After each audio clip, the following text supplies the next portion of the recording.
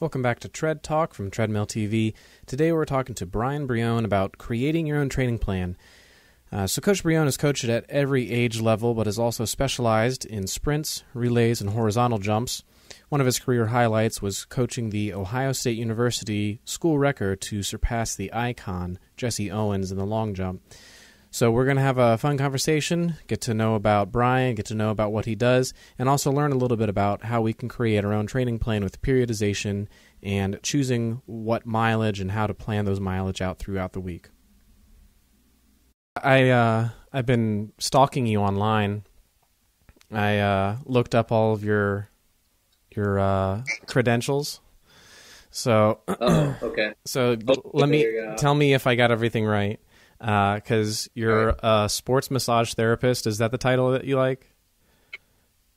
Licensed massage therapist. I just feel like sometimes we get like massage therapy. It's an umbrella. So like if I'm over at like football working massage over there, it's called sports massage. Yeah. But if I'm in my clinic, it's called clinical massage. It's just an umbrella term. Okay. But you can say that I work with like sports teams, but yeah, I guess that's cool. Okay. So licensed massage therapist. Yeah. Are you still level 2 coach for USAT? Or is it USATF? Yeah. Are you working on your third, or now that you have a baby, you're like, no thanks? I actually, I looked up some of the criteria, and the criteria has changed. Like back in the day, you had to at least coach 10 years, which I've done that. Yeah. And then you send somebody to like a major championship, like Olympic trials, and I've done that. And there used to be like you had to write a publishable paper, but I think that's gone away now. So I just think you actually have to do like a periodization for a year, and they like look at things, and and then I've also already gotten all the in-class stuff. I think you have to have like 60 hours of in-class stuff for that. So I've done all of that. So I just have to kind of look around and see like if I can get that, because I kind of want to finish that. Yeah, because then beyond that, it's basically like being knighted as a coach. If you want to be on level 4 or whatever, you just have to get it ordained, right? Right. you have to bring you have to give your soul to the USA. Yeah. Well, do you know the name Joe Vigil? Joe Vigil. Yes. It looks like Vigil. Yeah. He's one of those guys who's had a bunch of Olympians and things like that. So he's basically sold his soul to the USATF, but in a good way. Yeah. So you're still level 2, and you work with sprints, hurdles, relays, and horizontal jumps. Do you do vertical jumps? I can. Yeah. Okay. I mean, there's more commonalities than differences with a lot of this stuff. So, I mean, all of those things that you talk about, like sprinting, jumping, either high or horizontal, it's mostly about speed power. So if you can kind of know like what the commonalities of speed power are, you can coach anybody. Yeah. Really. And then you really like barbecue. That's a big point, right? Yeah, I like barbecuing, man. This Okay. is kind of getting creepy. How do you know all this? Did you know I worked at City Barbecue for like 6 years? No, really? Like off and on. So when I finished at Otterbein, I got a job there. And then over the summers, when I was like a first-year teacher, I worked there. And then just, for like off and on for like 6 years, I worked there. So. Oh, cool. Awesome. Do you do dry rub do you make barbecue? Because you said you just got a new barbecue thing, right? I haven't done all of that stuff. So basically, what I do, I will put a rub on like everything, like all kind of meats and everything like that. But I kind of tinker around, like anything on YouTube or stuff like that. I'll try and tinker around with it and everything. What I don't do as good as like most people is I don't prepare as well. So what I'll do is I'll start the coals and everything, and then come in and then season the meat. Yeah. Where like, the guys that really do it are like, you season it for an hour, you put it back in the fridge, you get like juice, and I don't do it that way, but it's still pretty tasty. So at the restaurant,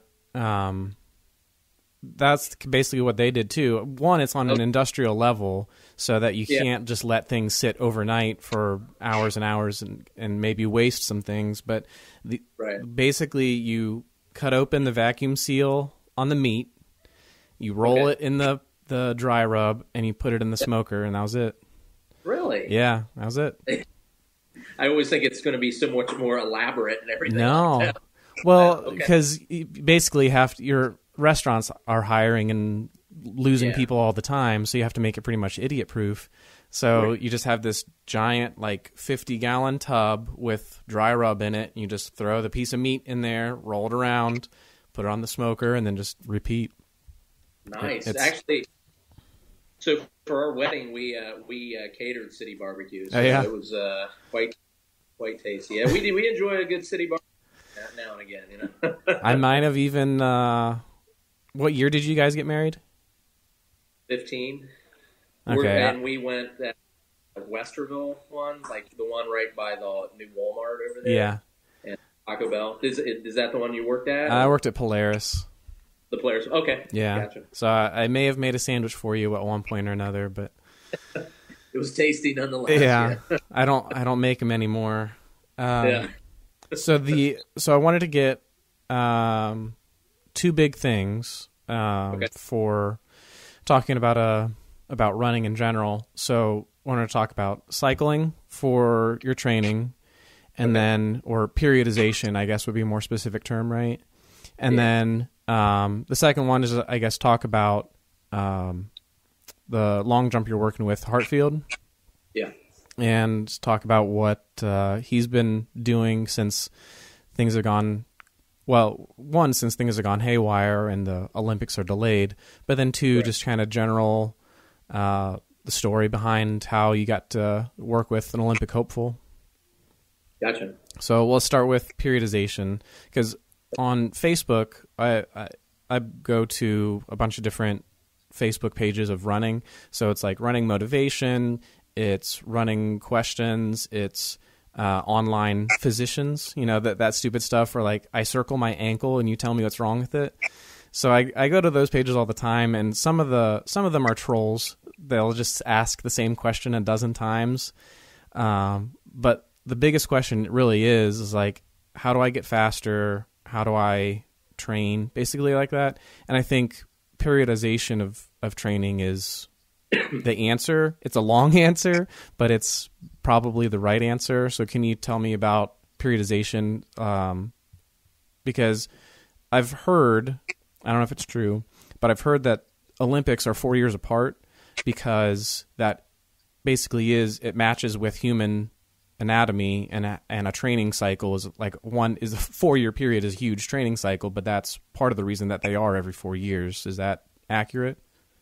I could probably say I've never really thought of that as that way. I just kind of think, like, a lot of times it can be, since we have the World Championships right now, so they're every 2 years, and now it's going to even get a little bit crazier because we were supposed to have it next year, so that's going to get bumped and everything like that. But it's always like a cycling of new and old people. So you usually have the World Championship right after the games, and then like sometimes you'll get a defending Olympic champion that can still roll, or a new person coming in and everything, and then you'll have like a World Championship right before the games, and that kind of leads up to can they defend this World Championship at the Olympic Games and things like that. But I do get the cycle of the 4 years and everything. I just when you say that, it does make a lot of sense to me right now, because at the elite level, your body, it's kind of funny. You almost have to train a little bit differently. So when you're in high school and everything, you have an engine that is kind of made like for economy. So it'd be like taking a trip with like just a regular car to Florida, and you can do that, and that's fine and everything like that. But when you get up in that higher level, their engines are like funny cars. So a funny car can only do a quarter mile in like 4 seconds. But if you put that on the road to go to Florida, the engines are going to burn out, and you can't train that way. So when you get to a certain point, you have to understand that what kind of engine that you're working with and the spectrum of athlete that you are. You can train a high schooler and a world champion almost the same, but it's just the intensity of what the engine is like, and it takes a long time to get that to get to that point. And honestly, like when you get to be like a world class guy, sometimes you can't use regular percentages like what we would use with like a high schooler, because their engine is so different that something that could be like what we could prescribe as like 80% could be like 100% for them, because their engines are so much. So it's kind of like one of my mentors, Bruce Schexnayder, would say, like, if you're driving and you're driving at like 10 miles an hour and you hit something, you're probably not going to hurt yourself as much. Right. But if you're traveling at like 80 miles an hour in something, now you really got to hold on to the steering wheel. And if you hit something, that's catastrophe. You know, you could die. So the engines that we work with, like say for instance, like meters per second for a high schooler, you know, they might be going 8 or 9 meters per second, where my guys, they're training at like 10 meters, or like Carl Lewis back in the day would be like close to 12 meters per second. Wow. So when you get that fast, you know, you have to train your body a little bit differently. And you're talking about in the horizontal jumps, they're going that fast, or in any sprint? Yeah, they used to go that fast, and that's why, like, I mean, other than, and, you know, 80s and 90s, we can always talk about drugs and everything like that. You know, they were a lot faster on the runway than they are now, and whether that's due to there's a lot more money in the sprints, so jumps don't get as much money. So if I get like 7th and Usain Bolt is in another, you know, lane, I'm probably going to make more money than, you know, doing well in any jumps and everything like that. And that's kind of the downfall. And probably a lot of jumpers are now playing in the NBA. You know, that could be really world class athletes. That was a frustration even as a coach in high school. It's like all the sprinters are in the soccer team, or, you know, on the third string of the JV squad sitting on the bench rather than making varsity on the jumps or the sprints, you know. Exactly. So for a person that's just doing 5Ks out, trying to stay healthy, what type of periodization can they be doing to basically get a little bit better every year? So it all depends if you're kind of running competitively, or like you have like these certain races that you know that you're going to have and everything. And what I mean competitively doesn't mean like dollars and everything like that. It just means like doing your best. You want to get better. So a very, very simple way that I do it, and I learned, again, you're going to hear me probably say Boo Schexnayder, Dan Papp, Gary Winkler so much. And I personally, I feel like I've never come up with a original thought, but these are what, you know, coaching is a stealing profession. And that's kind of how it works. But what I've done in the past is kind of learn from their basically learned a lot from their mistakes, because they're really open about a lot of mistakes that they've made, but also the good things that they've done. So first off, what I try to do is you look at the big picture, and you try to figure out like the season and everything, and competition is like a jigsaw puzzle.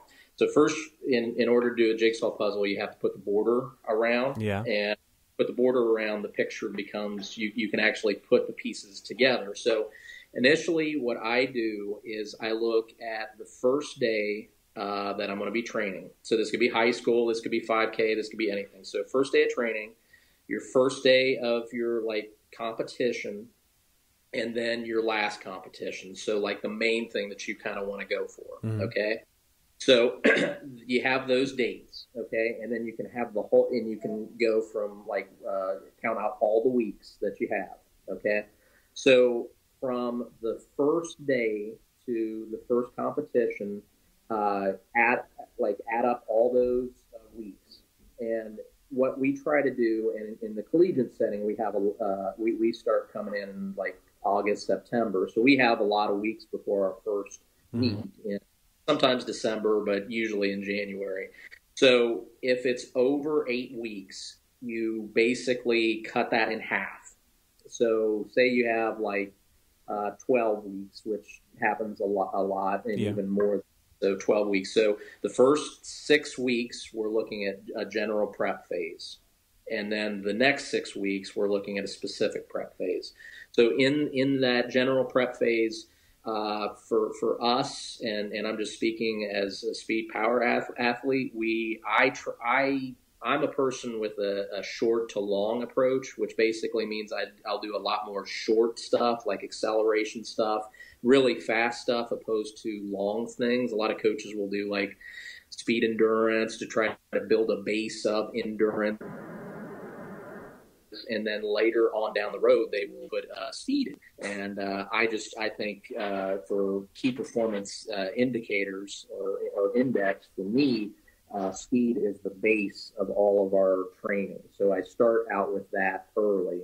And then eventually we get more into like maximum velocity when we get into specific prep and everything. And then when we get to competition, we have to kind of, more manage than train a lot, because the meets themselves are a training component. A lot of people don't think that, but when you go to a meet, you're 100%, or you're trying to be that way. So it does have a lot of training effect in the competitive season. But as far as 5Ks, the way I would try to do that is try to, again, look at the whole, how many weeks you have, and then cut it in half with a general and then a specific prep phase. So for a 5K person, I would put some speed in there in the beginning. A lot of endurance people want to do speed at the end, but I think, and it's a commonality theme and everything. I think, if you can get speed in the beginning, you have this buffer of like how fast you can go. So for instance, I'm just going to put out numbers out here, but say if you're averaging 4 meters per second and that's what you train at, but then you want to go faster, and in a race, maybe you'll hit 7 meters per second. Okay. So if you're training at 4 meters per second, and now at the end of the year you have to go 7, you can get hurt that way. Right. But if you start out and say, hey, and this doesn't have to be every day and everything, but if you can have a speed component and say, hey, let's go 7 meters per second up here, then 4 meters per second isn't that bad, because you have that buffer in there. So I think initially, a lot of times for 5Kers or endurance people, that they should put in some speed components. One of my head coaches at OSU when I first came in, Robert Gary, he does a lot of speed component stuff, because there's surges that you need to do in a race, in cross country and steeple and everything. But I mean, that's applicable to 5K. Yeah, and I think part of it too is training to get your feet back off the ground quickly, because that's good in sprints or distance, is how long that foot is in contact with the ground while you're racing. Right, exactly. And honestly, what we do a lot is, diversity is the mother of injury prevention. Right. What we will do, especially runners, you have to think, runners are left, right, and you keep doing this, and it can cause those injuries to happen later on. But how they say, football players and a lot of great athletes have now said that they do other sports. Football players a lot of times run track, and that's why they say, that's why they have a good career, because they've done other things. Even in your training, tissue response has to be diverse. So what we'll do a lot of in-place jumps in the beginning of the year, and this is for sprinters. This should be done for everybody, even in sand. Your foot is a shock absorber, and your hips are kind of like a hammer And if you don't have that shock absorber in your foot, you can get injuries in there. So we'll do a lot of in-place jumps in the sand, trying to get all the bones in the foot to move a little differently and everything to get that shock absorption. Yeah. And those are key. And those also help a lot with shin splints, because we do so many things that we're reaching a lot of tissue. I think a lot of times with training, you have to address so much tissue opposed to just a running cycle.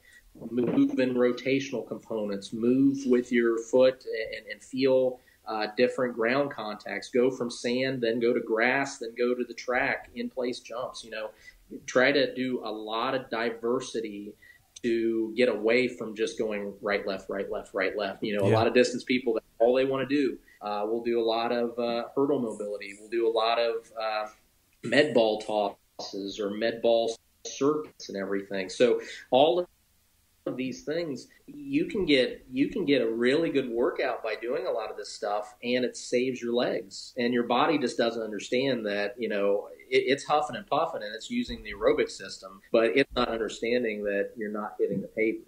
And right. If you can do that, go for it, man. I mean, those are great things to save your body, because it can be a long season, especially when you look at a season for track for college and Division I. We're starting in August. We'll have our indoor championships in March. Then have to roll right back at it at outdoor, and then our championships are in June. And if you're really good, you're looking at July for Olympic trials, and if you're really, really good, Olympics, in August, September, and that's a long season. That's almost 52 weeks. So you have to do things to really make your body capable of not just performing, but avoid injury.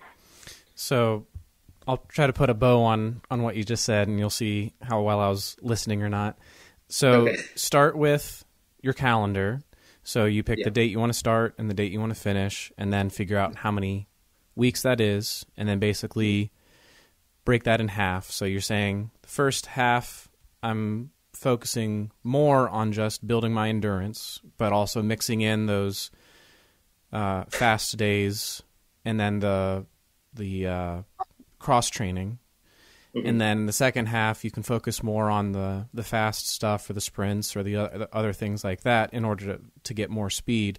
But basically just figure out your calendar, diversify your training for the first half, and then you can get more specific toward the end. Would that be a good way to say it? Yeah. And then especially like when you get into the competition phase, it's a lot of just managing it.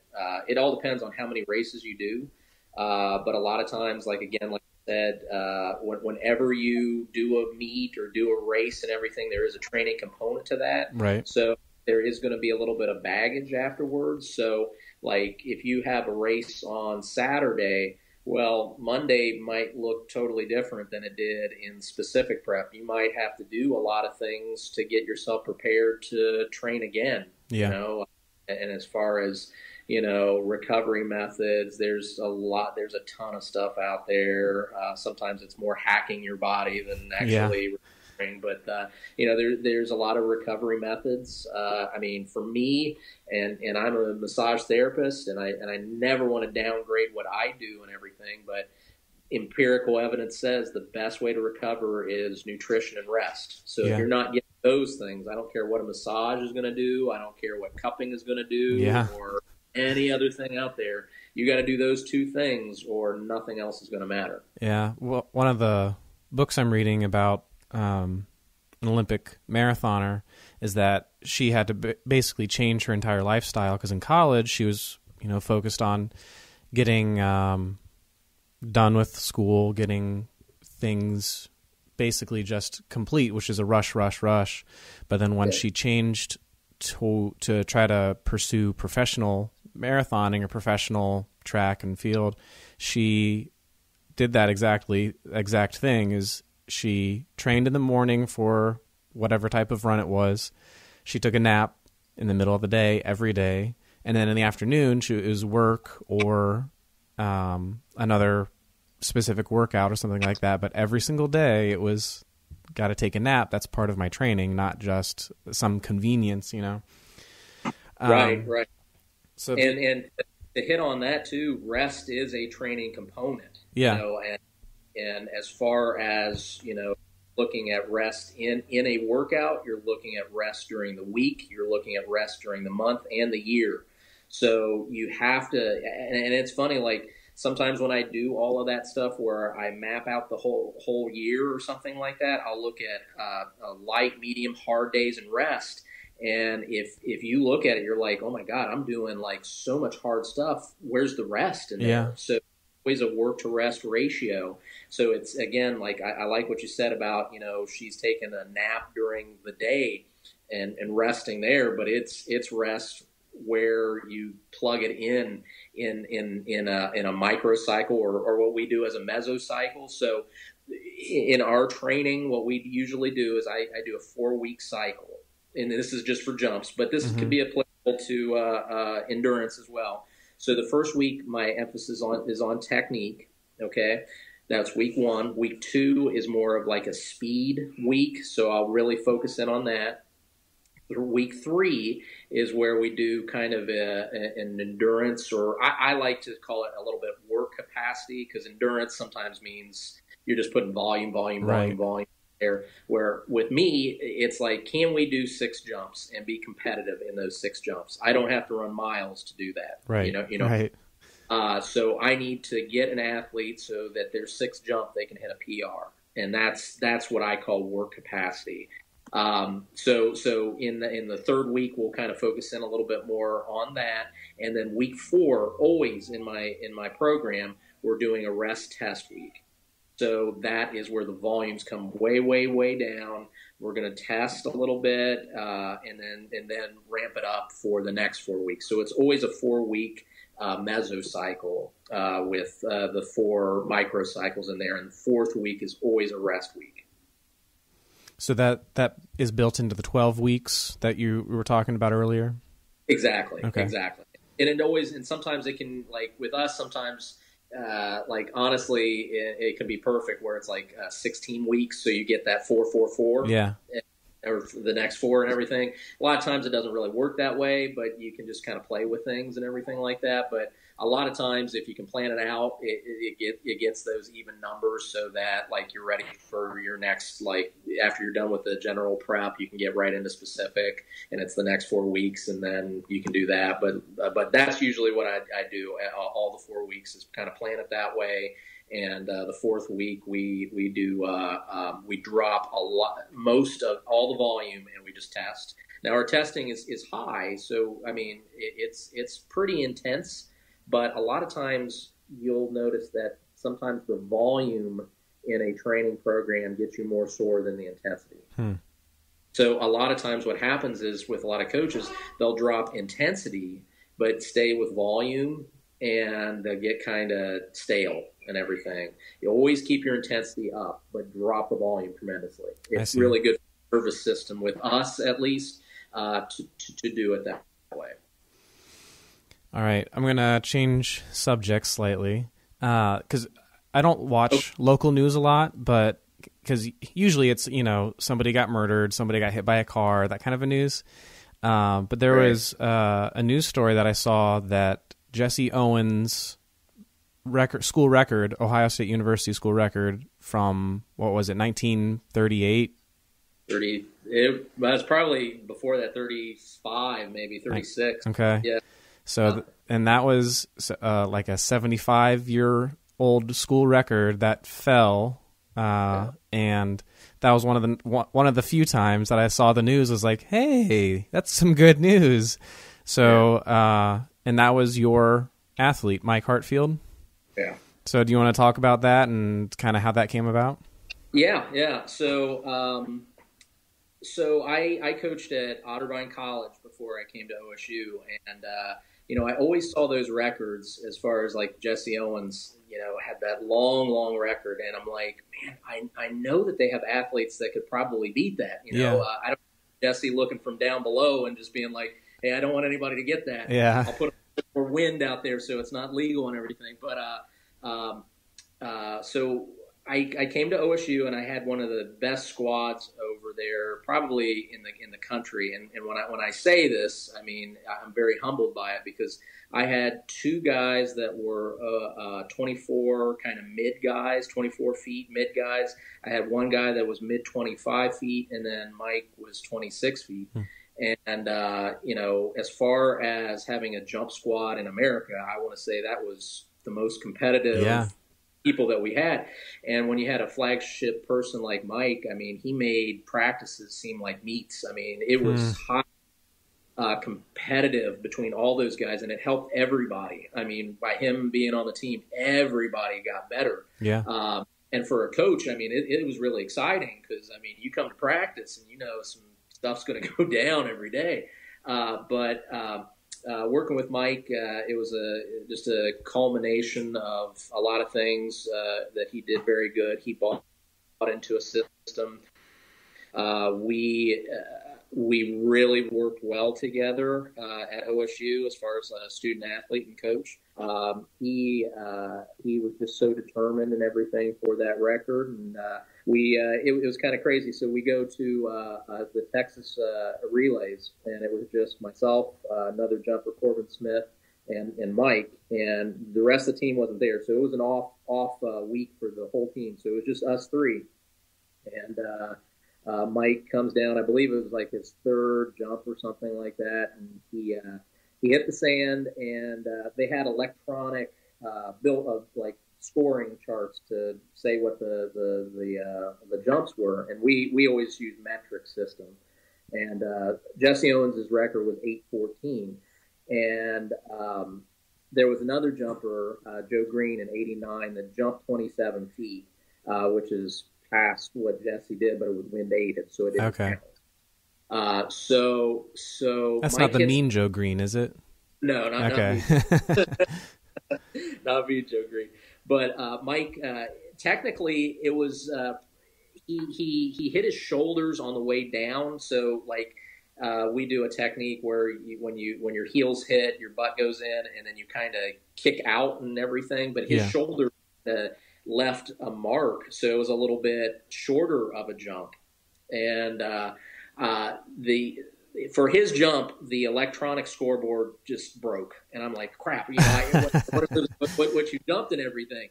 And Mike just was just clapping and everything and running down. I'm like, what'd you jump? What'd you jump? So I finally, like, they had to get out the old thing to kind of say what the jumps were, and it's like a flip chart and everything. And it rolled around, and Jesse's was 8:14, and he turned around and it was 8:15. Nice.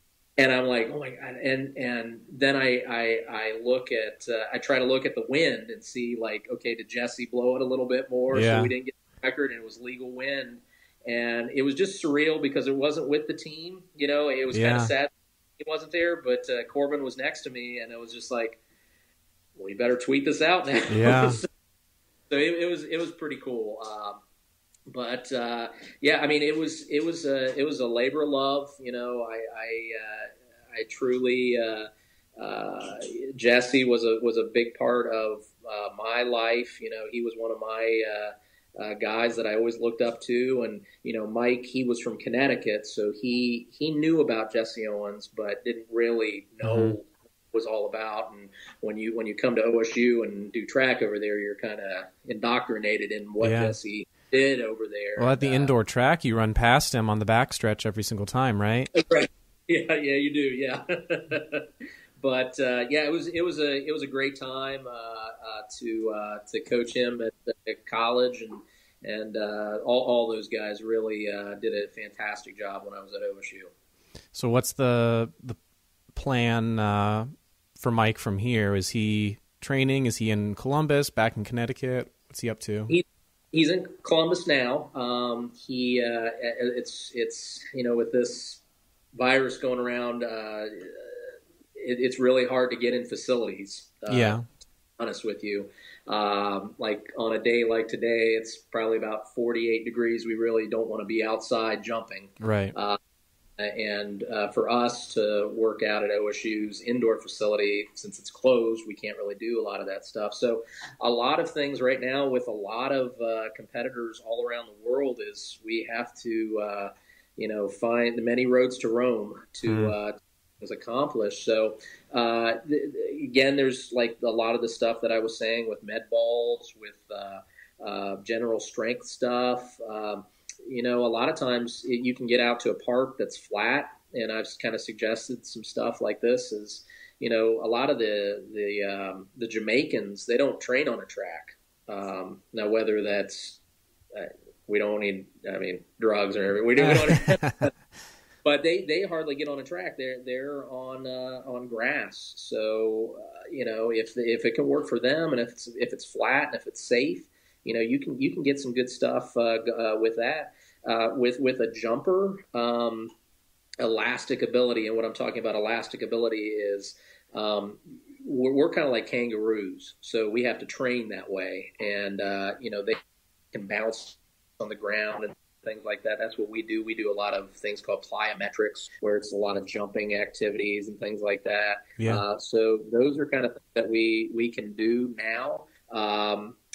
Training is kind of, hit and miss a lot of times, but if you can maintain a lot of things and keep that engine up, I think that's the best way that we can do things right now. And then possibly when things kind of blow over and everything, maybe facilities can get opened up a little bit more and we can do some more stuff. But, for an athlete, like a world-class athlete, a lot of times you don't have to train all year long. And what I mean by that is like, it does take a lot out of you as far as your engine and everything like that. So you have to maintain a lot of things as far as the engine, hit it when you can, but you don't have to hit it 7 days a week and, 30 days a month and everything like that. Just train, get more bang out of your buck opposed to just getting all fatigued. But at this stage, we can work on a lot of things that can be a weakness as far as speed endurance. Sometimes for jumpers that can be hard because they're used to Mike's full approach is about 170 feet, so we're in that 170 feet club and everything. Yeah. So when you get 200 meters, you're huffing and puffing. Yeah, and I'm not used to that. So some things with speed endurance can kind of help out. So kind of hitting things where it could be a weakness before, it can be a strength now, and we don't have to really worry about a meet. Maybe we can have little mock meets. Yeah. As far as to keep intensity up and everything. It's not real, but it doesn't seem like anything's real right now. No, that's the truth. If you told me the Olympics weren't going to happen this year, that doesn't seem real to me. So yeah, if that's the case, that the Olympics aren't happening, then everything else doesn't seem real too. But you can hit some good things even when you can't get to all your facilities. Well, Coach Brillon, yes, I've got to get off the internet. My daughter has a class Google Hangout or something like that. So and that doesn't even real too, does it? I know, yeah. It's a bunch of second graders doing FaceTime, 27 kids at a time. Well, thank you for talking and enlightening us. You're a very knowledgeable guy, and I appreciate that. I appreciate the time. Thank you. Yeah, hopefully you got to stretch your brain a little bit since you're staring at the same four walls every day. And I needed it, man. Cool. Well, thanks for talking, and I'll catch up with you again soon. All right. Appreciate you, Nathan. See ya.